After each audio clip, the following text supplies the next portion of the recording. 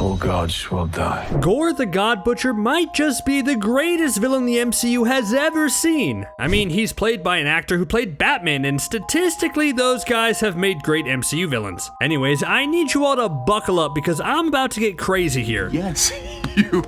I think Gorr is goring to be super powerful, and I think with his sword, he can beat a ton of super strong characters. Yeah, Galactus, Dr. Doom, Thor, Thanos, all those guys could be defeated by Gorr the God Butcher. How, you ask? You're gonna die. Well, let's see if I can figure out those ways as this video goes on. Let's begin.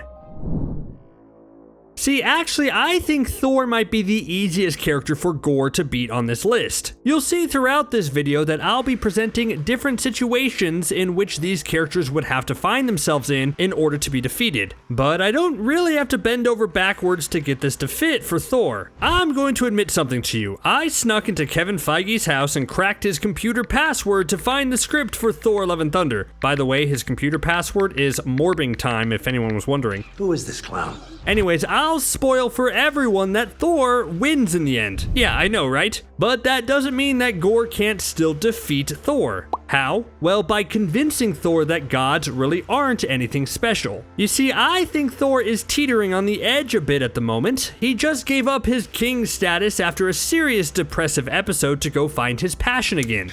Yes.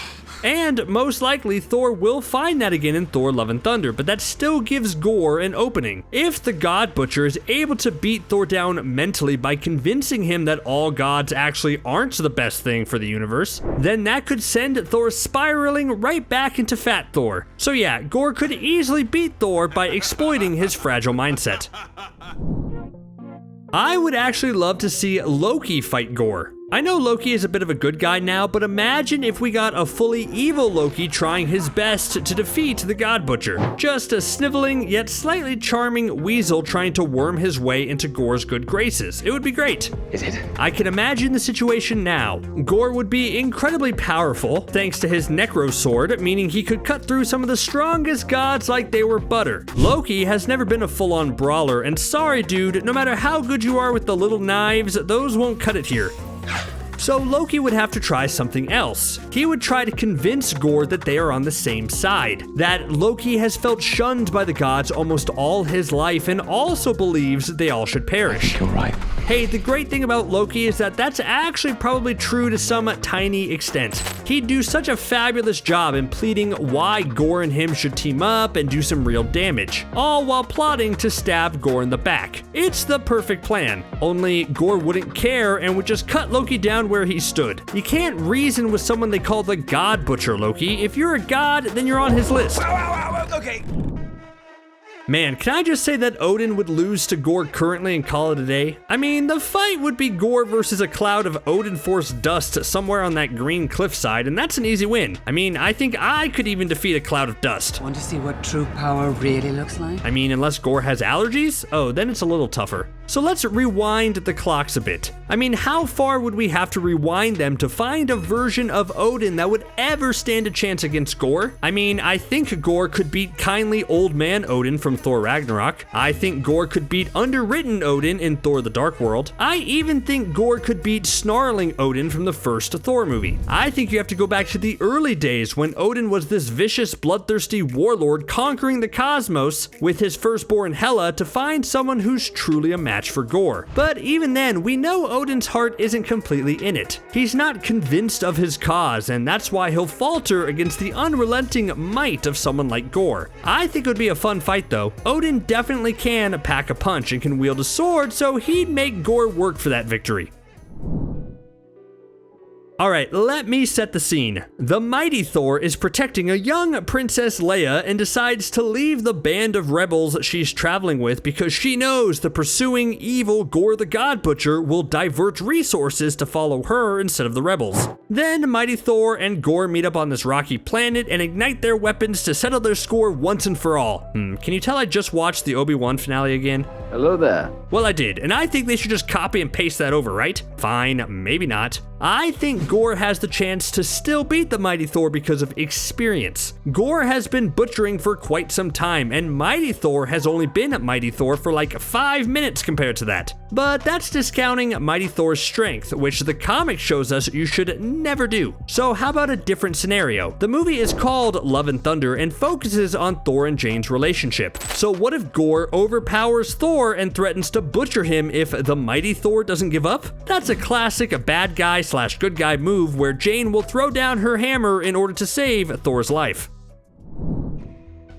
Alright, for this entry, I'm aiming big. I'll boldly declare that Gorr the God Butcher would totally destroy Galactus.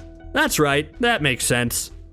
Well, if Galactus was the version we saw in Fantastic Four: Rise of the Silver Surfer, where he's just a big dumb cloud, then yeah, I'd put money on Gorr the God Butcher. His Necro Sword could beat a dust storm, no problem. But okay, what about normal Galactus? Well, that's where things get trickier. I feel like Galactus is what someone like Gorr leads up to, right? Like he butchers all these little gods in an attempt to work up to the giant planet eater. Maybe Gorr would inadvertently awaken Galactus from his peaceful slumber in the MCU? Like maybe that's why Galactus hasn't been seen yet? Maybe he's just minding his own business and it will take this angry God Butcher to suddenly show up and try fighting him and hurting him enough where now he's angry. A bit of a stretch, I know. The only other way I could see Gorr killing Galactus would be if they changed the backstory a bit. In the comics, Gorr's sword is technically the first symbiote, and it got so powerful because it was used to kill a Celestial and steal its essence. What if, because Celestials aren't as powerful in the MCU, and the fact that they can't really do symbiotes, that Gorr's sword is actually part Galactus energy, meaning the power cosmic? Yeah, okay, this entry is more of a stretch than Mr. Fantastic versus Scarlet Witch.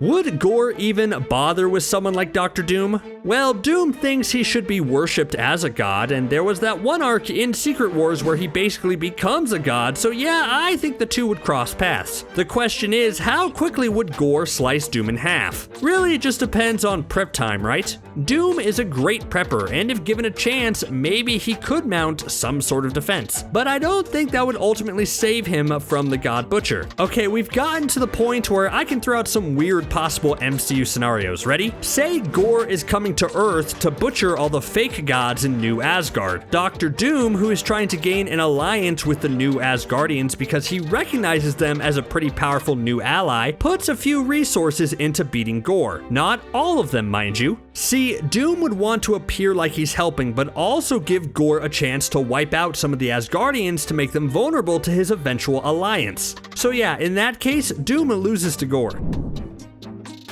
Alright, so there Gorr and Scarlet Witch are facing off against each other. Scarlet Witch is prepping her most devastating and brutal reality manipulating attack, and Gorr is standing there completely ready to, he'd block that by okay, wait, did I say Scarlet Witch? I meant Vision. I've been saying Vision this whole time. You're crazy if you remember differently. Stop lying to me! Anyways, Gorr and Vision are facing off against each other, and suddenly it's a much better fight for Gorr. Yeah, Vision is fast, strong, and can phase, but that all-black sword is just all-powerful. And imagine the visual. We have White Vision now, and I can just see an epic shot where White Vision tries to phase but isn't fast enough, and the black tendrils of the sword just slowly wrap and consume the synthezoid? Hey, Vision has died a bunch in the MCU. What's one more time? I think Hulk in his prime would stand a pretty solid chance against Gorr. I mean, he's this huge rage monster that keeps getting more powerful the angrier he gets, and I think he'd take a look at Gorr the God Butcher and suddenly be overwhelmed with anger. I'm saying, what if Gorr fought the current version of Hulk in the MCU, aka Professor Hulk? It's gotta be me. If Professor Hulk woke up in the middle of the night to use the bathroom and accidentally stumbled into another wormhole and wound up in that gray universe where Gorr seems to like to hang out, then Gorr would chop him in half before Professor Hulk had a chance to put on his glasses and his comfy XXXXL sweaters. So Gorr likes to butcher gods, right? Well, how about a crossover? It looks like the focus of Thor Love and Thunder is Asgardians and Greek gods. But what about Egyptian gods? We just met Khonshu over on Disney Plus, and just because he's a different god than Zeus or Thor doesn't mean that Gorr wouldn't want to slice him up. And if Gorr does make it to Earth, Khonshu would be the first on his radar. Like, if he shows up looking for gods, everyone will be talking about the giant skeletal bird versus crocodile fight that happened in Egypt. If I was Gorr, that's where I'd start. But Khonshu would send his best friend Jake Lockley to intercept Gorr, and I think because Moon Knight isn't operating at full strength yet, with the harmony of the three personalities, then Gorr wins.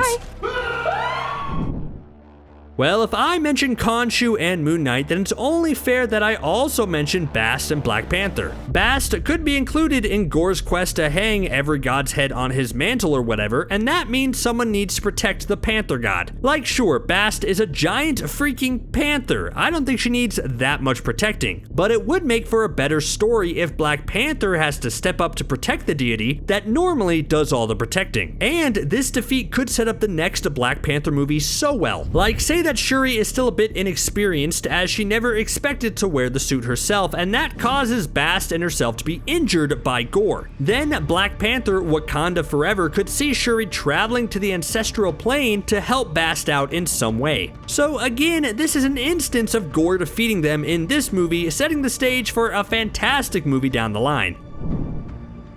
If there's a Greek god who hasn't been introduced yet but totally should, it's Hercules.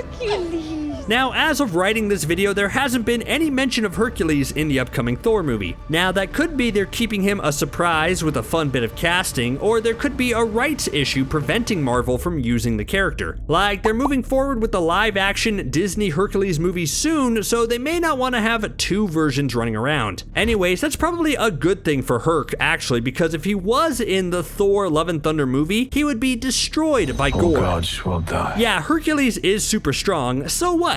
What does strength get you in the MCU anymore, huh? Absolutely nothing, that's what. Look at Gilgamesh. He was a guy known for being super strong, and look how that turned out. I'm just saying, if Hercules swaggers in hoping to punch Gorr into oblivion, then Hercules is in for a rude awakening.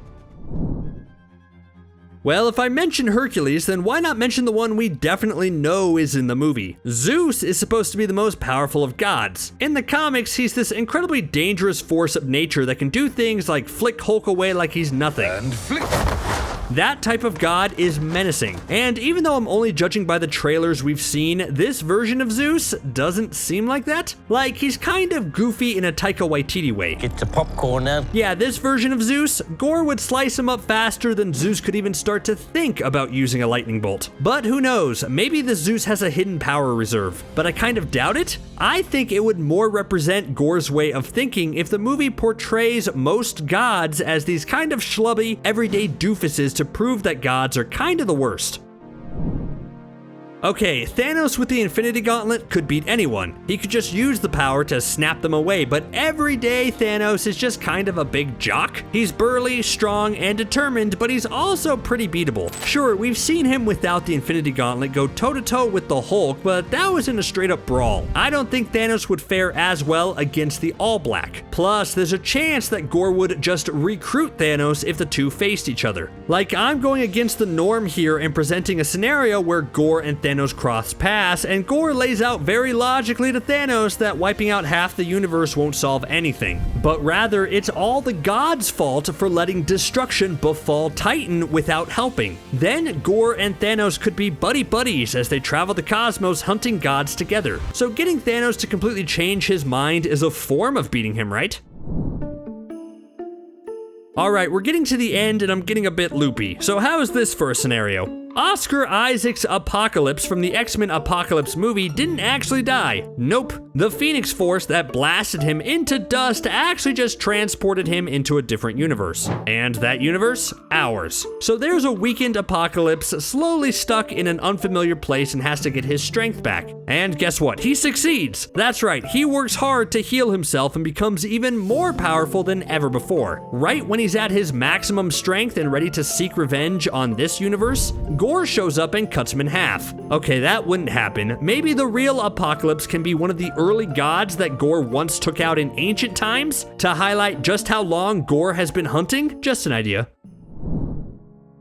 Last but not least, I have Kang the Conqueror on this list. Now, do I think Gorr could beat the big bad version of Kang the Conqueror? No. The Conqueror, welcome to your future. But maybe there's a way where Gorr could beat our universe's version of Kang. I mean, ours has got to have one, right? Don't you wonder? Sure, Nathaniel Richards is from the future, but what if before our Kang interacted with multiversal travel, he mastered time travel first? And our universe's Kang traveled back in time like he does in the comics and goes through that whole apocalypse phase. Then you could have it where Gorr does kill this version of Kang because to him, a time traveler from the future basically has the powers of a god. That could be a great reason why Kang doesn't exist in our universe and why we haven't seen him until now. I just like things that tie together, okay? I love your hair. Oh man, nice nose. Thanks, man. Alright, here's the big one. Could Gorr the God Butcher beat Christian Bale's Batman? I know, that's a tough battle. Gorr has an all-powerful god-butchering sword, but Batman has a motorcycle that comes out of a car. Tough call. What do you think? Let me know in the comments. Thanks for watching CBR.